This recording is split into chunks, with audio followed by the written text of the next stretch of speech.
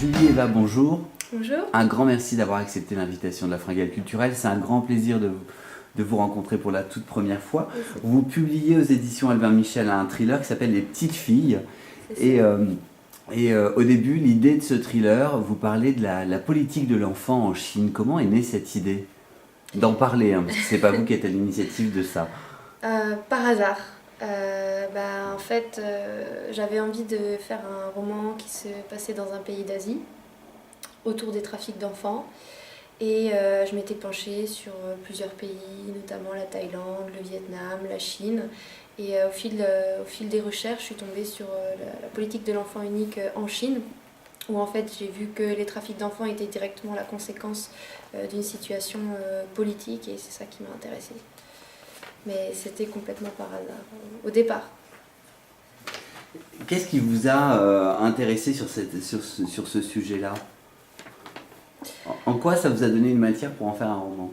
Je trouve ça intéressant de voir comment, dans un contexte particulier, qui est un contexte politique avec une contrainte extrêmement forte, comment des personnes qui naissent dans ce contexte-là arrivent à s'en sortir et à aller contre leur environnement, en fait. C'est ça qui est intéressant, c'est que vous vous posez la question de cette loi, quel impact ça a sur la vie des gens ordinaires, et pourquoi certains gens ordinaires vont vouloir quand même la contourner pour leur projet personnel, familial. Parce que je pense que n'importe qui naît en Chine se demande à un moment, est-ce que je peux pas contourner ça parce que je trouve ça foncièrement injuste, tout simplement. Alors justement, vous avez dit un mot qui m'intéresse, est-ce que vous êtes en colère face à ce genre de loi aussi contraignante ? En colère, je pense pas être en colère. Après, c'est forcément des choses qui peuvent soulever de l'indignation. Oui. Donc ça me fait réfléchir, en tout cas ça me questionne. Maintenant, de là à dire que je suis en colère, je pense pas. J'essaye plutôt de me placer dans une position de recul et de regarder ça avec distance. Et d'essayer de comprendre par contre ce que peuvent ressentir les gens qui vivent dans cette situation, puisque c'est une situation que je vis pas. Donc j'essaye plutôt de m'imaginer pourquoi eux peuvent être en colère. En tout cas, le sujet de votre livre, ça se passe en Chine. Vous avez vous parlez de cette loi parce qu'effectivement c'est un vrai ressort romanesque, c'est assez malin de votre part. Et en plus, ça parle de la protection de l'enfance parce que vous travaillez vous-même dans la protection de l'enfance. Donc là, votre thriller, au niveau du thème, c'est pas étranger à votre identité, ce que vous êtes. Ça va peut-être surprendre les lecteurs, mais en fait, quand j'ai commencé à écrire le livre, je faisais encore mes études de philosophie. J'étais pas dans la protection de l'enfance. Et c'est en écrivant le livre que j'ai pris conscience que c'était le domaine qui m'intéressait moi et dans lequel j'avais envie de m'investir. Donc c'est grâce à l'écriture de ce livre et à toutes les émotions que j'ai mises dans l'écriture et ce que j'ai vécu par procuration que moi j'ai pu prendre conscience qu'en fait c'était ce domaine-là qui m'intéressait. Et donc je me suis reconvertie suite à ça. Le fait que ce soit un page-turner, tous vos chapitres font 3-4 pages, après c'est construit en partie. Est-ce que c'est une construction qui vous était naturelle ou vous avez au contraire aiguisé, travaillé ? En tout cas c'est très efficace pour le lecteur.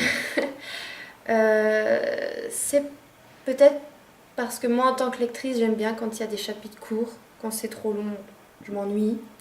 Et quand j'écris trop de pages, au bout d'un moment, je m'ennuie aussi.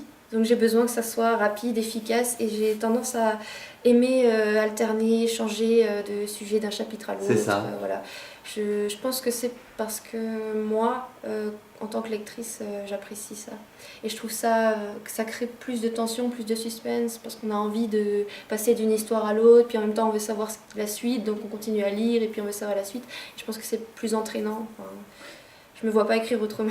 Alors, vous êtes une jeune auteure alsacienne de 24 ans. Vous faites vos premiers pas dans l'édition assez tôt. Et ce qui est assez épatant sur ce roman, Les Petites Filles, c'est de voir à quel point vous avez une maîtrise de l'histoire, de la construction, des personnages. Vous avez pris des cours ou comment vous avez fait pour en arriver à un tel résultat ? J'ai pas pris de cours, mais je pense que j'ai un esprit qui est très structuré au niveau de la logique. C'est aussi ce qu'on fait en philosophie. Donc je fais un plan très très détaillé et je réfléchis. Ça me prend presque autant de temps, peut-être pas autant, mais on va dire ça peut me prendre 6 mois, 1 an à faire le plan avant de commencer à écrire.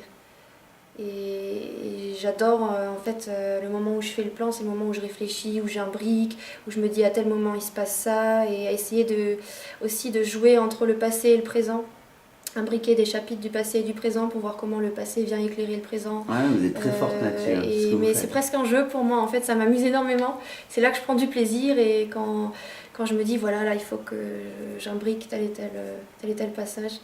Donc il y a un gros travail préparatoire Oui. avant la rédaction, en fin de compte. Pour moi, il y a un énorme travail préparatoire. Et la création